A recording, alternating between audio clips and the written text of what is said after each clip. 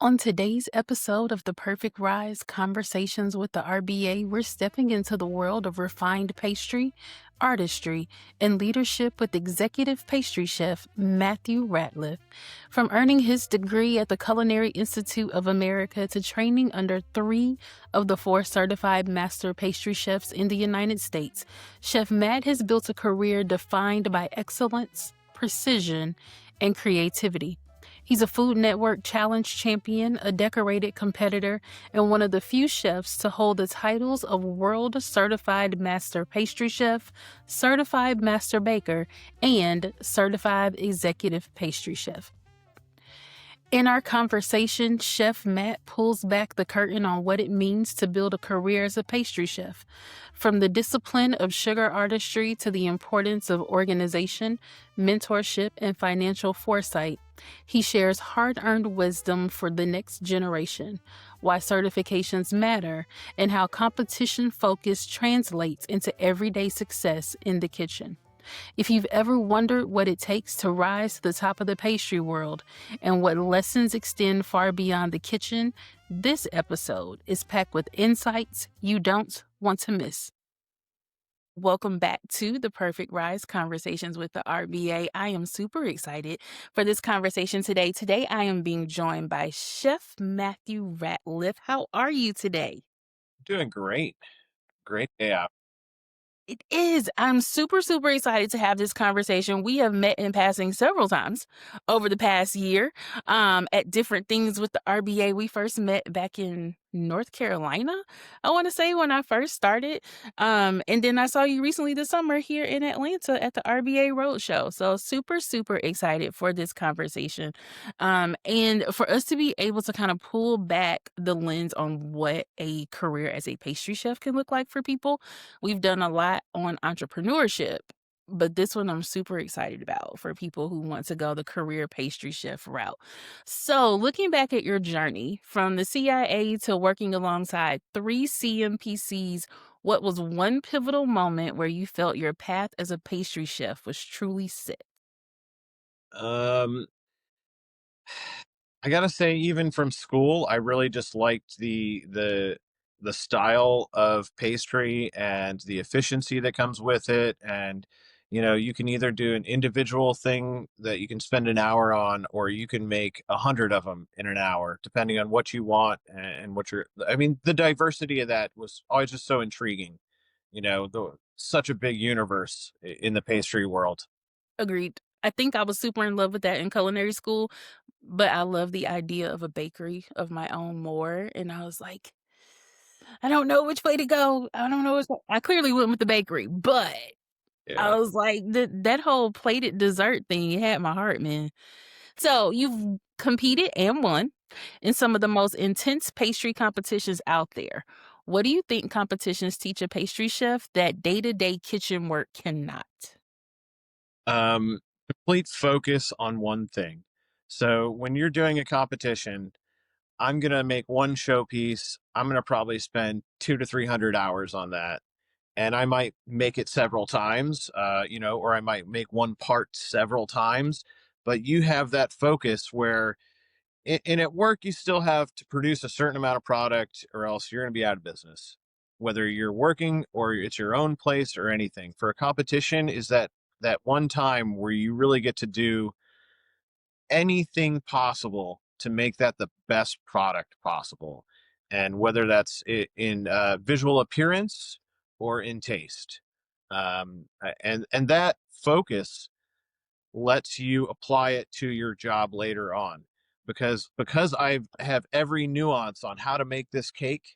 I know if something's going wrong on this cake. I know if it's going to be too tall. Hey, it's too dry. Hey, I need more acid. It needs to be sweeter, because I've been through the whole process from the ground up making that cake. And that, I think, is rewarding, and I think it's beneficial to your whole career, because until you get into every nuance of that one product, you don't really know the product. But once you do, you can apply it everywhere. I love man, that was a life lesson, not even just in the kitchen. Use that outside the kitchen. Okay, so, sugar art has been a big part of your competitive success. What first drew you to sugar as a medium, and what does it allow you to express that other forms of pastry don't? Um, so what first drew me there is kind of weird. When I first started in the culinary industry, I was worked as a chef, and then wanted to go into pastry, so I went to school for pastry. But I always asked, what is the hardest thing to do in pastry? And I figured if I could do well at the hardest thing, everything else would be easy. So everyone told me sugar. Sugar's the hardest. Now that's one part of it. And then definitely when we did sugar the first time in school, I fell in love. Now, it is the hardest. You spend way more time making a flour. You spend way more time cooking the sugar. It is definitely. I have. It's not something you always get paid for, but it's something you really love.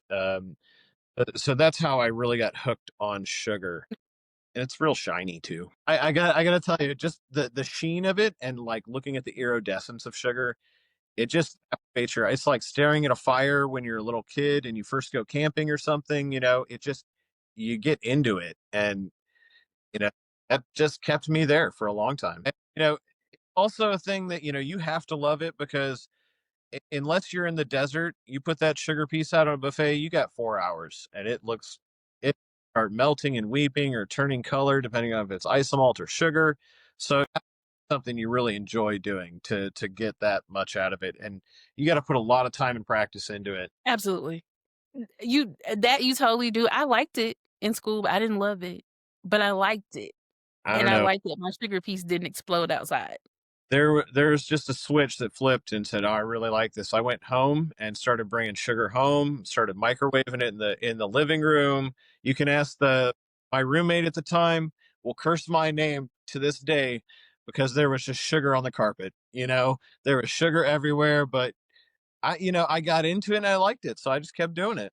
I love it. I did it makes so much sense. Like, it just scratches a piece of your brain that you're like, "No, this is a thing for me."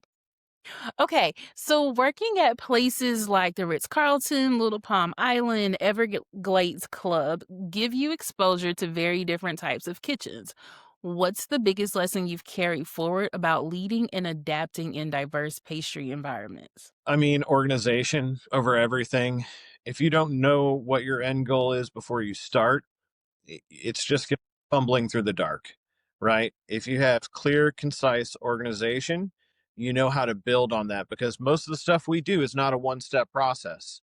I'm not putting a steak on a grill and then serving that. I am scaling ingredients out. I'm making a base cake. I'm making a cremo. I'm making a crunch. I'm making a mousse. Then I'm putting it together. Then I'm going to glaze it. Then I'm going to decorate it. Then now I'm ready. If you're not organized, that time can either be, hey, this is a few hours, or this could be an all day process, right? You know, Mhm. a- in the beginning, I think for almost everybody, it starts off as an all day process. And then you get more efficient, you get better with that product, and then you can really ramp it up and do it in a timely fashion. Yeah, but you're working 2 to 3 days ahead generally, as opposed to the Mhm. chef working 1 day ahead or 2 days ahead max. They can't prepare something and serve it 3 days later. I can prepare the base cake for a large party. I can put it in the freezer. I can stop that time, and then I can pick it up in a couple days and use it. And that helps with the efficiency. And that's the only way we could do it profitably. Uh, Mhm. but you still have to have the organization to know what's coming first, what's coming next, what's coming after, and how are we going to finish, and then how are we going to pull it and prep it that very day so it's still a fresh product. Is that something that you teach, your employees coming through the Everglades Club now? Like, is that a part of orientation, or is that something you would ask in the interview process? Whereas, like, do they already understand that this level of skill is gonna be needed, or is that something that you're teaching? It's both. Occasionally we'll get people that have some of that in there, and then you get a lot of people that have never had that experience, or the place they worked at previously just wasn't super organized, and they have some inklings of that, but have never done the real follow through where I have right now Christmas and New Year's dessert planned out, right? We did that last May. So we're 8 months ahead on that, but that causes us to, hey, do we need to make a mold for it? And it's a bigger event for us. It's around 8 to 900 people. So if I have to make a mold, I have to make 50 to 60 molds. I need to prepare those things in advance, and then garnishes or several other things that go on the plate. Maybe I can get us started ahead of time. If not, I have all the equipment or tools I need to do it when it's time, and that's set up way in advance because I need to do that in advance because I'll have pop-up things that come every day. And if Mhm. you're not ready for the big stuff that you already know that's coming, those pop-up things are going to bury you. And then your other stuff is not going to succeed. That is such again, it's still life advice, man. Jeez. But yeah, you can apply it to anything. When I was single by myself, I tried to apply that to my life. I would run in the grocery store because I don't want to be in the grocery store. I want to get it done in half the time. I'm out, I'm done, and then I can do something else with my time. Same thing at work.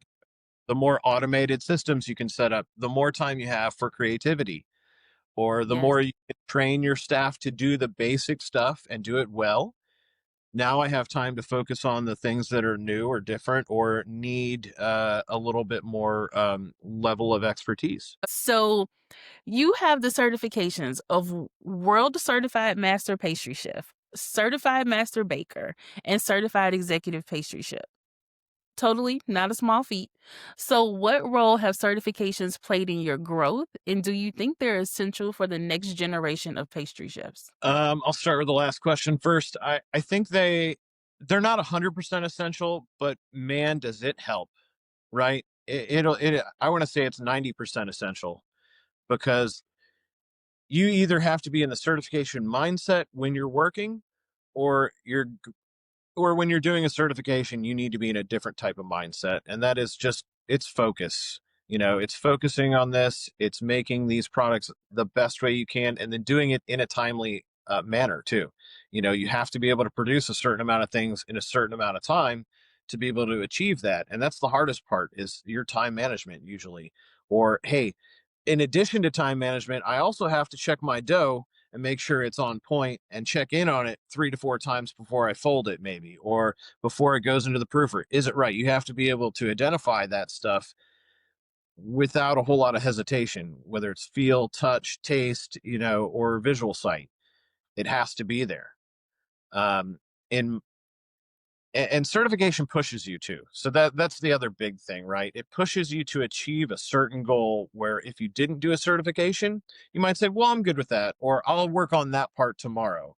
Where if you do a certification and you're doing a couple of plated desserts and an ice cream or something, you have to work on those things, and generally that stuff coincides with your job anyway, in your profession. If you're really interested in that profession, in that baking or pastry, certification just seems right, because then you hit certain milestones with that certification, and everyone knows. But I would say that's secondary.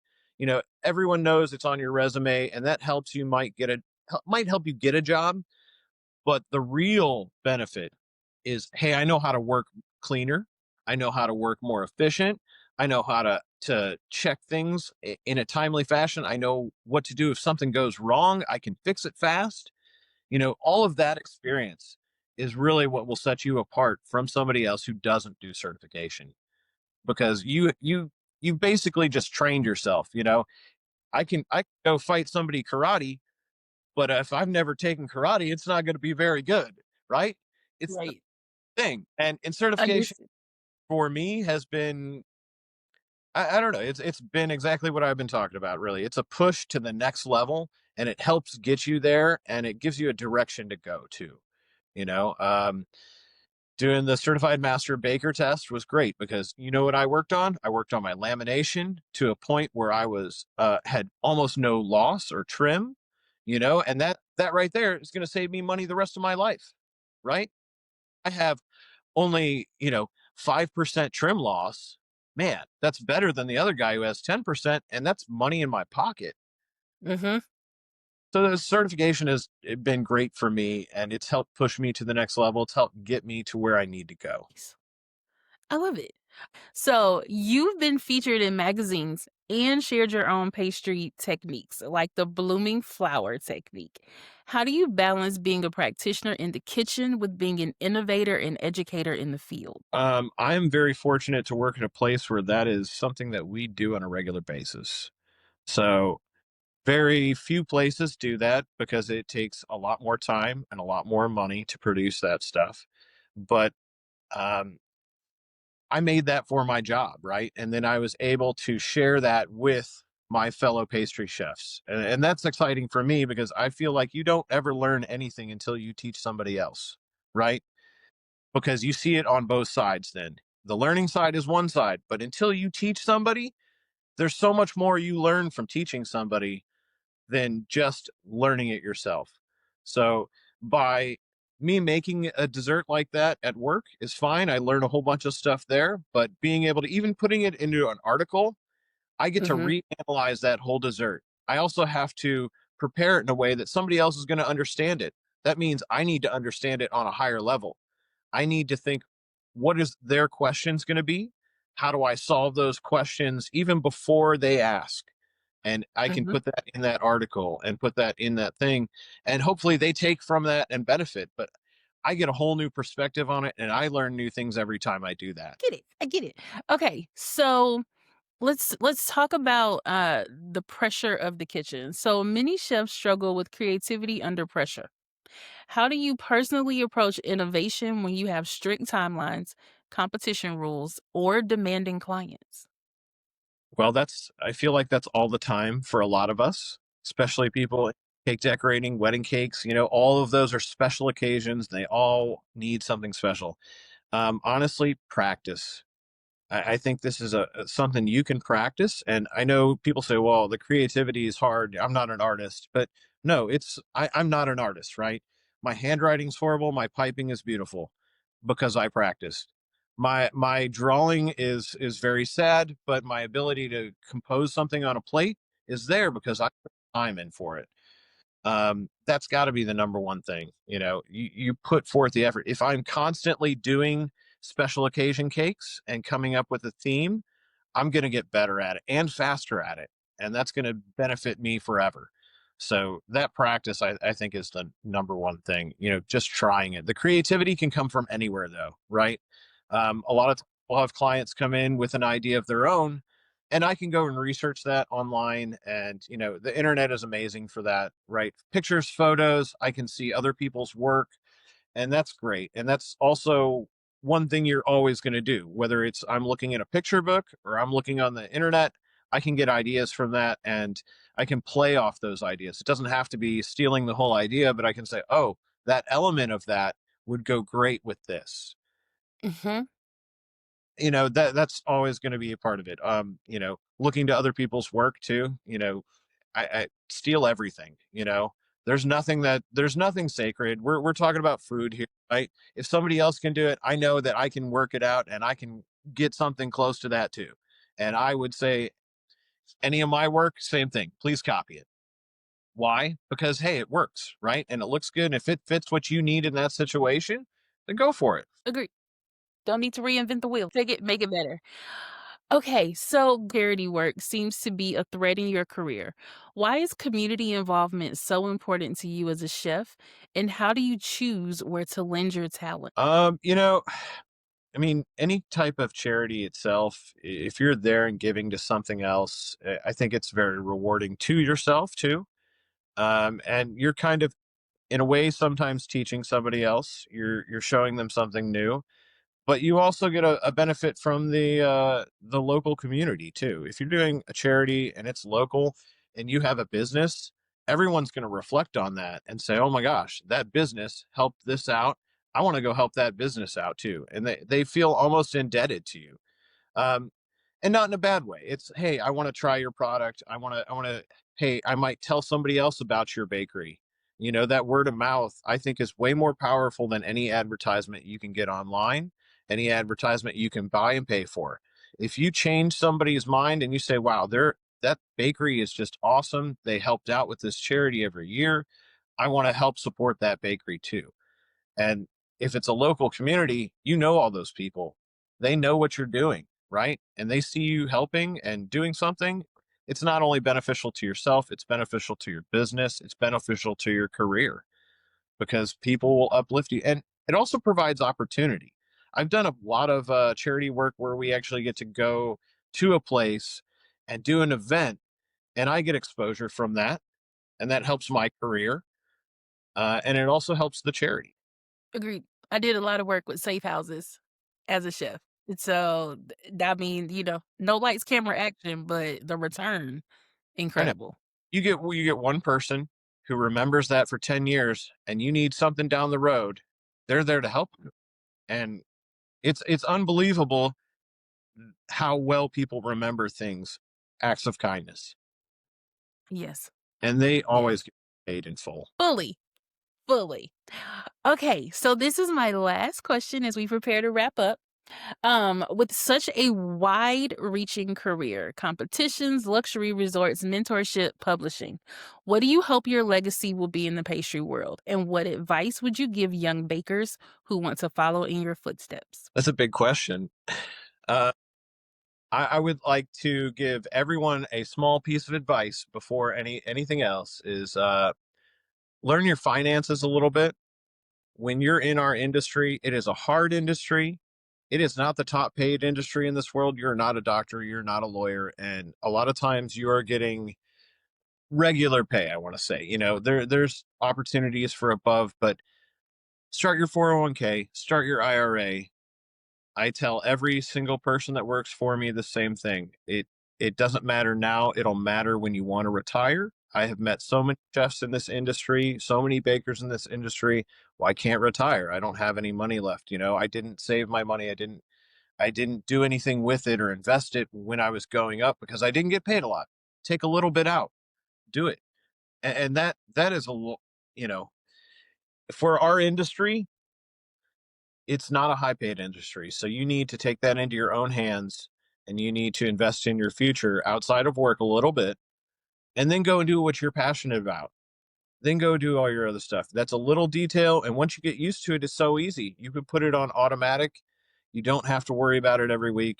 Have them deduct a little bit out of your paycheck, get your 401k, maybe even intentionally look for a job that has a good 401k program, you know, and that's just because I guess I paid attention a little bit more when I was younger to the people that were older. And, Mhm. I saw that kind of desperation in their eyes that, hey, I'm going to have to keep working past my 60s and 70s.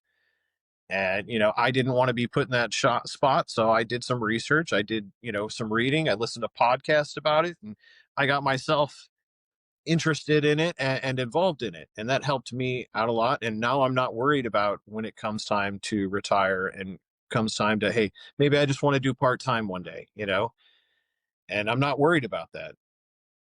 Besides that, um, go learn from the best people you can. That is the best thing because they're harder and it will be more difficult, but they will push you to be better. And even if you do it for a short time, you will glean so much knowledge from that. you know you can't, it's hard to learn from somebody who doesn't know as much from you. Doesn't mean you can't. There's certain things that they may know that you don't, but if you Mhm. go to find the best person you can, I don't care if you're working for free at that time because you might get benefit from it and make your career better. I went and staged in France for 2 months. I got paid $0, and it was a great learning experience, and I learned a lot of stuff. I still do macaroons the same way. I still, make certain tarts the same way because what they Mhm. were doing was really good and it was on the highest level. I would always strive to go work in a place where it's going to push you because that will make you better. And now, if you're looking for a job, you want to be comfortable, find your job, be comfortable. That's fine. There's nothing wrong with that. But if you want to excel and you want to do it faster, go find the best people you can, stick right beside them, and learn what you can. And don't be afraid to stay after work, do a little bit extra, take notes. Oh my gosh, taking notes, put your recipes in order, Yep. like that kind of basic stuff will improve your life. There's nothing worse than say, "Oh my gosh, I really want to make that triple chocolate fudge cake, but I can't find the recipe." I mean, basic organization, but it'll serve you forever. Agreed. Okay, so I have to say, I think that in itself will be your legacy, is that you are teaching people things that feel very common sense to us on the other side of it. Like, I feel like there's just a certain point in your career where you're like, "This is just common sense," but when I think back on, like, 15 years ago, that was not common sense for me. Do not be afraid to fail, right? I probably spent 3 to 4 years working on baguettes before I said, "Oh man, I like that baguette." And it wasn't for work; it was on my side project, right? I didn't get to do it every day, but man, once a week or twice a week, I would go in and make some until they got to the point where I was happy with them. And I failed so many times, but now I know what not to do, right? Yes, yes. I get it as I think about the brioche currently sitting in my kitchen because that is my side project right now, is I was like, I wanna make really great cinnamon rolls, but I was like, I remember making a brioche type cinnamon roll in culinary school, and so now, again, 15 years later, tapping back into I still have all my notes from 15 years ago, I See, kept them. you're so far ahead now. You're so far ahead. Exactly! So now I'm just testing out, like, what can I do? What can't I do? Can I, like, flavor the dough? Because 'Cause I've been playing with sourdough all summer, and I'm like, "Let's see if these things will work in a brioche as a cinnamon roll." Who knows? I have no idea if it's gonna work or not. It doesn't matter. Like, it literally doesn't matter. But the reality is that by the time I'm done with this, I'll know. Absolutely. That's the joy in it for me. See, it never even when you're not in the kitchen, you will still use all of these skills. So everyone should be paying attention, take notes, take videos, and always, always, always learn from the best in the industry. Matt, this has been so incredible. Thank you so much for joining me on today's podcast. I'm so glad we were finally able to touch base. You're welcome. Very, very glad to be here. Very glad to help usher in the new generation of bakers and pastry chefs. And I try and do that stuff at work. And it's not. I'm not saying it because I'm on the podcast. You can ask anybody that works for me. That's all they hear over and over. Yes. We will definitely make sure we link out to ways for people to be able to connect with you if they want to connect with you after the podcast. Thank you so much. Thank you.